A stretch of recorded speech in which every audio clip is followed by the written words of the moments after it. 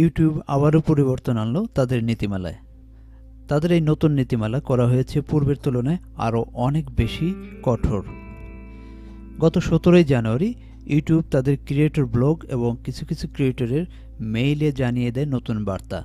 সেই বার্তায় উল্লেখ করা হয়, এখন থেকে ইউটিউবে আপনার চ্যানেলটি মনিটাইজেশনের জন্য এলিজিবল হতে হলে কমপক্ষে 4000 ঘন্টা ওয়াচ টাইম এবং 1000 সাবস্ক্রাইবার থাকতে হবে সর্বশেষ 12 মাসের।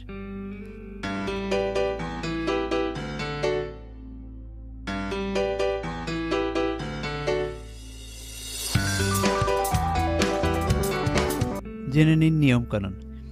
ইউটিউবে আপনার চ্যানেলটি মনিটাইজেশনের জন্য যোগ্য হতে হলে আপনার চ্যানেলটির প্রয়োজন হবে সর্বশেষ 12 মাসে 4000 ঘন্টা ওয়াচ টাইম এবং 1000 সাবস্ক্রাইবার। এই ক্রাইটেরিয়াগুলো পূরণ হওয়ার পর আপনি মনিটাইজেশনের জন্য রিভিউয়ের আন্ডারে চলে যাবেন ইউটিউবে। ইউটিউব তারপর রিভিউ করে আপনাকে জানিয়ে দেবে আপনি মনিটাইজেশনের জন্য যোগ্য কিনা। তবে এক্ষেত্রেও কিন্তু রিফিউজ হওয়ার একটি চান্স রয়েছে।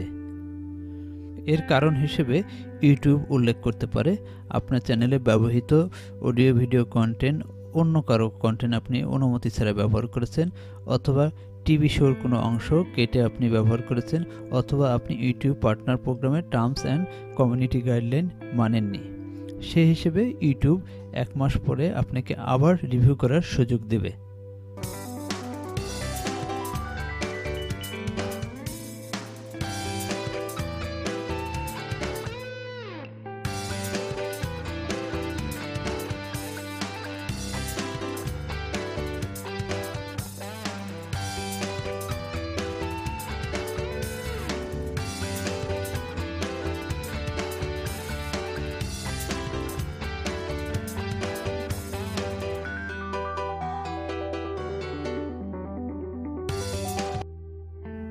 তবে পুরনো ইউটিউবারদের জন্য রয়েছে দুঃসংবাদ।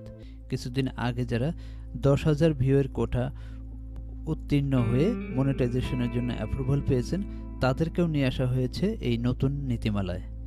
সেই হিসেবে আপনার চ্যানেলটি 10,000 ভিউ থাকলেও যদি সর্বশেষ 12 মাসে 4000 ওয়াচ টাইম এবং 4000 ঘন্টা ওয়াচ টাইম এবং 1000 সাবস্ক্রাইবার না থাকে, তাহলে আপনাকে নতুন নিয়ম অনুযায়ী প্রত্যেকটি ধাপ উত্তীর্ণ হয়ে তারপরে আবার পুনরায় মনিটাইজেশনের জন্য এলিজিবল হতে হবে।